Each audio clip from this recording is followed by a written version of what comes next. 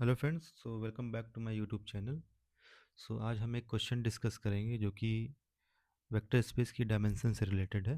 तो क्वेश्चन को एक बार रीड करते हैं। क्वेश्चन क्या बोल रहा है? Show that C01 consisting of all real valued continuous functions defined on closed interval 01 is infinite dimensional as a vector space over है। ठीक है, तो मुझे यहाँ पर दिखाना है कि जो C01 है ये इनफाइनाइट डायमेंशनल वेक्टर स्पेस है ओवरऑल में। ठीक है, तो इसको प्रूव करने के लिए अ, हम एक थ्योरम को मैं पहले एक्सप्लेन करता हूँ। थ्योरम लिखता हूँ। थ्योरम क्या बोल रहा है?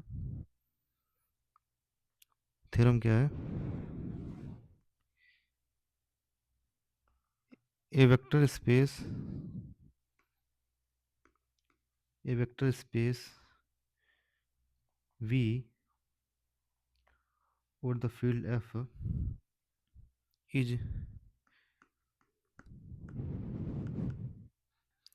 infinite dimensional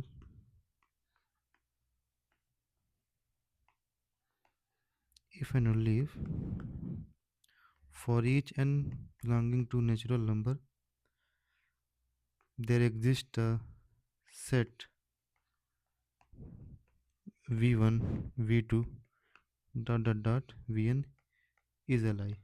ठीक है, तो कोई वेक्टर स्पेस इनफाइनाइट डायमेंशन का होगा यदि for each N belongs to natural number एक सेट मिले V1 V2 Vn जो Li हो। ठीक है, तो पहले मैं इस थ्योरम को प्रूफ करूंगा। ठीक है, उसके बाद हम मेन क्वेश्चन पे आएंगे, C01 को कैसे इनफाइनाइट डायमेंशनल दिखाएं। तो उसके लिए हम इस थ्योरम का यूज करेंगे। ठीक है, तो वेक्टर स्पेस इनफाइनाइट डायमेंशन, तो मैं फॉरवर्ड पार्ट की बात करता हूँ। फॉरवर्ड पार्ट मतलब अगर मेरा वेक्टर स्पेस का डायमेंशन इनफाइनाइट है तो मुझे शो करना है कि for each N belonging to natural number एक सेट मिलना चाहिए जिस V1 V2 Vn जो Li होना चाहिए, राइट। तो let VVn infinite dimensional vector space. Okay, तो अगर V infinite dimensional vector space है इसका मतलब क्या हुआ कि V को कोई फाइनाइट सेट जनरेट नहीं कर सकता है। ठीक है, ठीक है, कोई वेक्टर स्पेस अगर इनफाइनाइट डायमेंशन है इसका मतलब क्या हुआ, V को कोई भी फाइनाइट सेट नहीं जनरेट कर सकता। तो अगर V को कोई फाइनाइट सेट जनरेट नहीं कर सकता है तो इसका क्या मतलब हुआ, उसको कोई इनफाइनाइट सेट जनरेट कर रहा है। ठीक है, तो मतलब V कोई इनफाइनाइट सेट ऑफ एलिमेंट से जनरेट हो रहा है, मतलब V क्या होगा, V जनरेट होगा इनफाइनाइट ऑफ एलिमेंट से।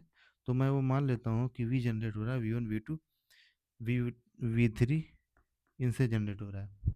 ठीक है, कि स्पैन से जनरेट हो रहा है V। ओके, तो अच्छा, V में इनफाइनाइट नंबर ऑफ एलिमेंट है तो V तो नॉन जीरो वेक्टर होगा ना। इसका मतलब क्या हुआ, V नॉन जीरो वेक्टर है, right. V non zero vector space है। ठीक है, तो एक वेक्टर इस V से जरूर मिलेगा। There exist V1 belongs to V जो कि non zero, V1 not equal to zero. ठीक है, एक V1 V से मिलेगा जो कि नॉट इक्वल टू जीरो है। ठीक है, तो हम ये सेट ले सकते हैं ना, ये एक सेट ले सकते हैं।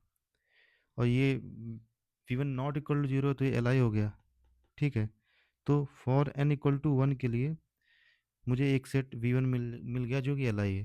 तो ये बोल रहा है फॉर ईच n के लिए मुझे एक सेट Li मिलना चाहिए V1 V2 Vn के लिए। तो n इक्वल टू वन के लिए तो मुझे मिल गया। ठीक है, अब मुझे n इक्वल टू टू के लिए फाइंड करना है कि उस सेट क्या होगा। ठीक है, तो उस सेट कैसे फाइंड करेंगे?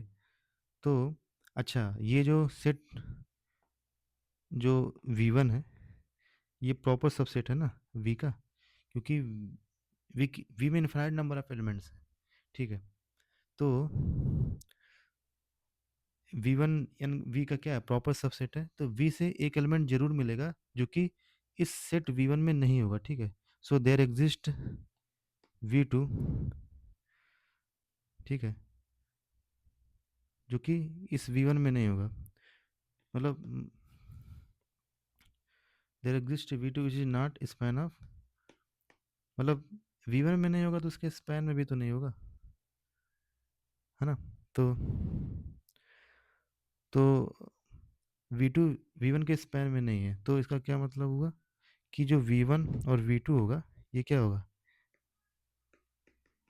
LI होगा ना, क्योंकि V2 स्पैन ऑफ V1 में नहीं है। इसका क्या मतलब हुआ, इसका मतलब देखो, इसका मतलब क्या हुआ, अगर V2 स्पैन ऑफ V1 का में नहीं है, इसका मतलब क्या हुआ कि V को हम कभी भी नहीं लिख पाएंगे अल्फा इंटू वी एन में for all alpha belongs to fields, ठीक है, नहीं लिख सकते हैं। अब मुझे दिखाना है कि जो जो वी वन वी टू है एल आई है, अगर V two V N span of V N में नहीं है तो जो सेट बनेगा वो एल आई होगा। तो ये एन इक्वल टू टू का केस हुआ, तो मुझे दिखाना है कि ये सेट एल आई क्यों हो रहा है।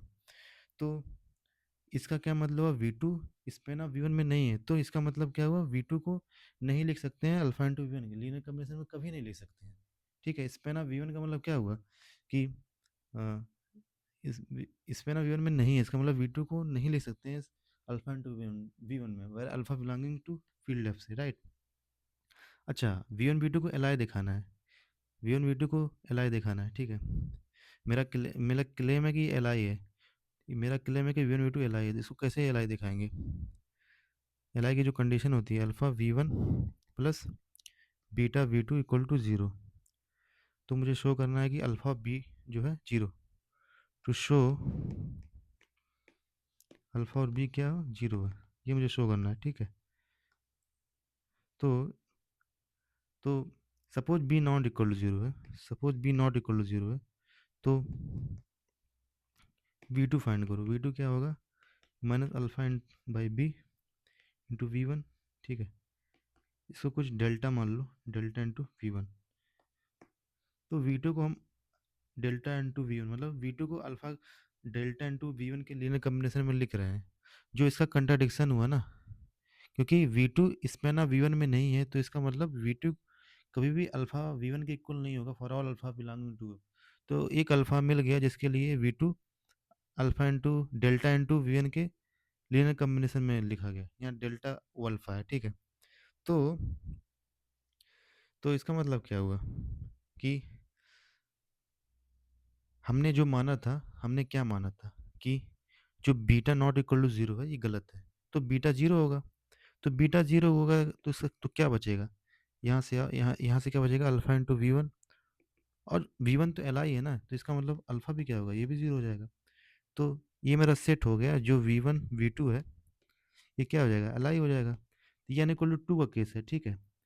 तो एन इक्वल टू वन के केस में मेरा जो एल आई सेट क्या बन रहा था, यही वी वन बन रहा था। एन इक्वल टू टू के केस में एल आई सेट क्या बन रहा है, एन इक्वल टू टू के केस में L I set V one V two बन रहा है, ठीक है। तो इसी तरह N equal to three case में अगर V three span of V one V two में नहीं होगा तो ये सेट एल आई बन जाएगा, V one V two V three, ये सेट एल आई बन जाएगा, ठीक है। तो हम क्या पा रहे हैं कि कोई भी नेचुरल नंबर हम एन से ले रहे हैं, कोई भी एन एन से ले रहे हैं, तो ये जो सेट है V two V one V two V N, ये क्या आ रहा है, एल आई आ रहा है। तो मेरा जो फॉरवर्ड स्टेटमेंट था, फॉरवर्ड स्टेटमेंट क्या है कि अगर वेक्टर स्पेस की डायमेंशन अगर इनफाइनाइट है तो for each N belonging to natural number एक सेट मिलेगा V one V two V N, वो एल आई होगा। तो ये तो मेरा प्रूफ हो गया ना। अब मैं बैकवर्ड पार्ट प्रूव करूंगा। बैकवर्ड पार्ट का क्या मतलब हुआ कि अगर for each N belonging to natural number के करस्पॉन्डिंग ये set V one V two V N L I है, तो जो वेक्टर स्पेस है इनफाइनाइट डायमेंशन का होगा, ठीक है। तो मुझे गिवन क्या है, गिवन क्या है, given for each N belonging to natural number जो सेट है V one V two V N, ये एल आई है, राइट। क्या शो करना है, क्या शो करना है, to show V is infinite dimension, infinite dimension, okay okay, V infinite dimensional vector space होगा, ये दिखाना है। तो सपोज सपोज उल्टा मान के चलते हैं, suppose suppose V is finite dimension, finite dimension, ये फाइनाइट डायमेंशन है, इसका क्या मतलब हुआ कि उसका कुछ ना कुछ डायमेंशन होगा, तो let dimension of V N है, ठीक है।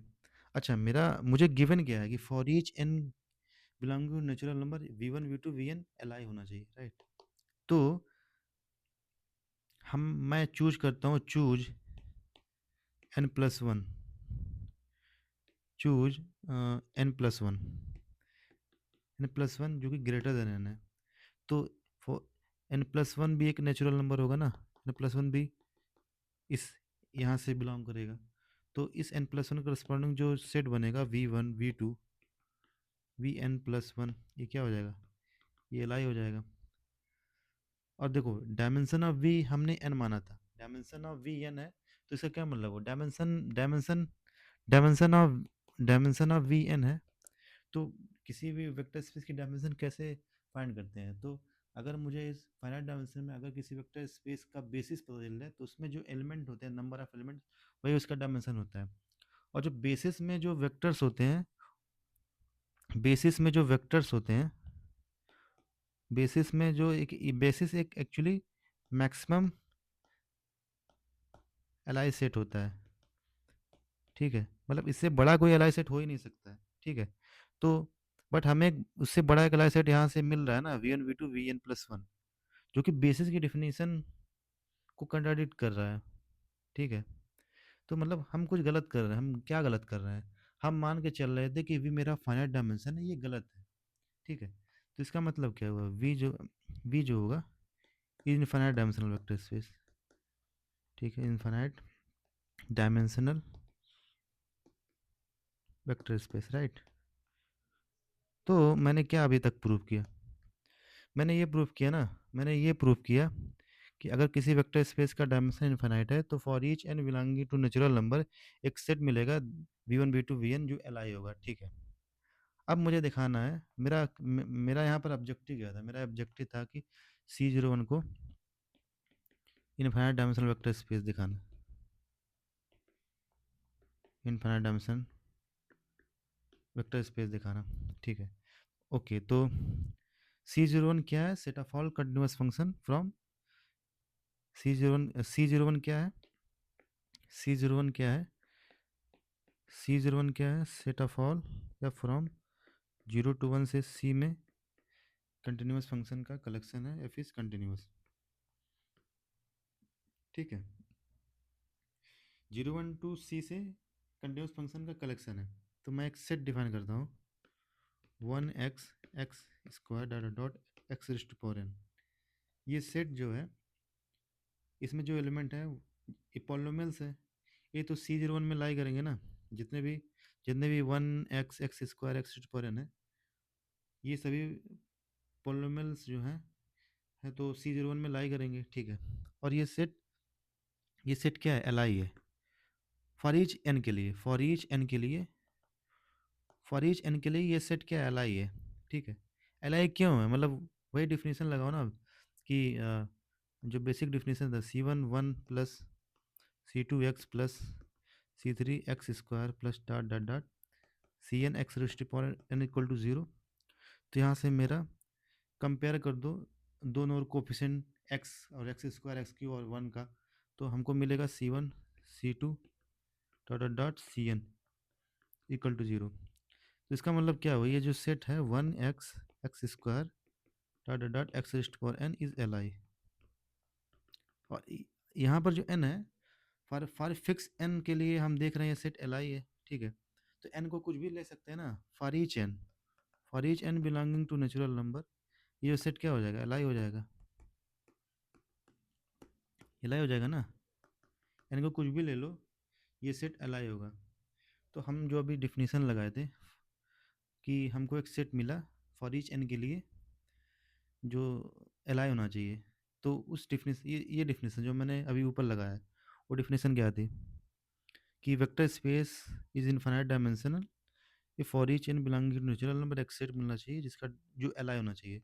तो मुझे एक सेट मिला ना, मुझे एक सेट मिला, वो सेट क्या है, वो सेट मेरा क्या है, one X X square X to power, ये एल आई सेट है। और for each N belonging to natural number की एल आई है। तो इसका मतलब क्या हुआ, जो सी जीरो वन है, सी जीरो वन क्या होगी, is infinite dimensional vector space.